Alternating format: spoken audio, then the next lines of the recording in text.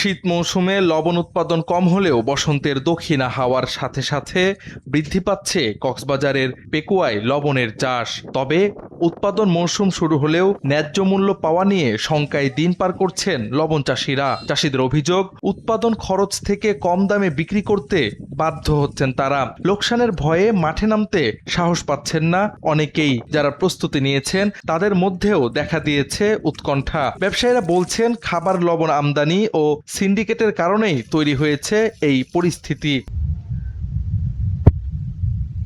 সাম্প্রতিক সময়ে 1 লাখ টন অপরিশোধিত লবণ আমদানির সিদ্ধান্ত নিয়েছিল সরকার, যা এই খাতকে নতুন করে সংকটে ফেলে। তবে কৃষকদের আন্দোলনের মুখে সরকার লবণ আমদানির এই সিদ্ধান্ত প্রত্যাহার করেছে।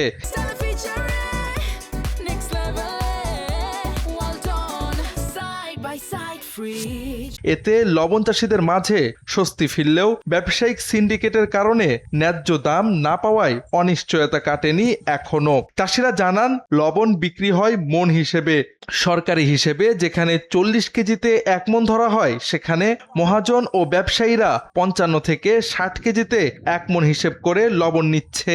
অতিরিক্ত ওজনে লবণ দিতে গিয়ে মাঠ পর্যায়ের চাষিরা চরম ক্ষতিগ্রস্ত হচ্ছেন।